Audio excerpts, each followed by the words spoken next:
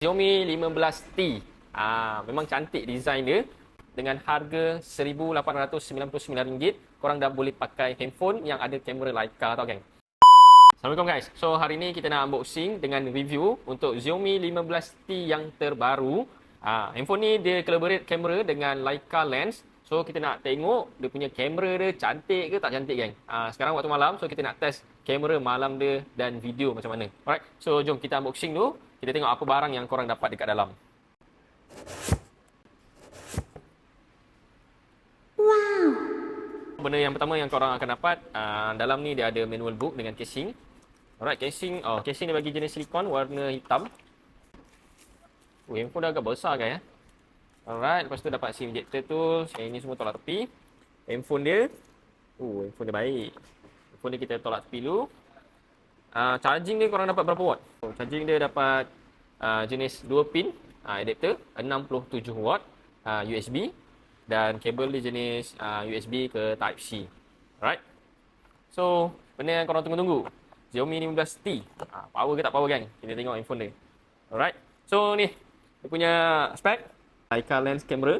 Media chipset dia pakai MediaTek Dimensity 8400 Ultra, 6.83 inci, 120Hz refresh rate, AMOLED display kan. Dia punya screen memang besar.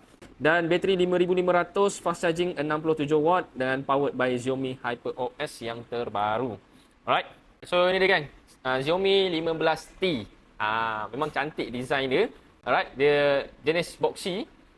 Kamera ada 3 kamera. Lepas tu speaker kat bawah pakai Type-C dengan ada SIM ejector, dan dekat tepi ni dia ada volume button dengan power button lah. Action button dia tak ada. Alright. So kita nak review dia punya kamera malam macam mana. Alright, korang stay tune jap. So kita dah set up untuk Xiaomi 15T. So kita nak tengok dia punya spek dalam dia. Kat about phone, detail spek. Alright, dia pakai 12/8, so dia boleh pergi 16GB RAM, 256GB memory, dan chipset macam saya cakap tadi lah, dia pakai chipset MediaTek Dimensity 8400 Ultra. Dia punya screen dia boleh pergi ke 120 FPS. Alright. So korang boleh adjust lah ke 120 FPS, AMOLED display, flat screen. Memang cantik lah screen dia. Lagi dia ada AI, Xiaomi AI, dan yang paling best dia punya kamera lah. Kamera dia set up by Leica lens. So benda yang paling kita nak review adalah dia punya kamera. Okay, so kita ada ambil beberapa sampel gambar. So ini gambar yang pertama 0.5. Okay, yang ini 0.5, yang ini kamera 1. Kamera 1 dia malam tau. Ini malam tau geng. Memang sharp lah. Alright. Kamera 2, ini kamera zoom. Dia boleh zoom sehingga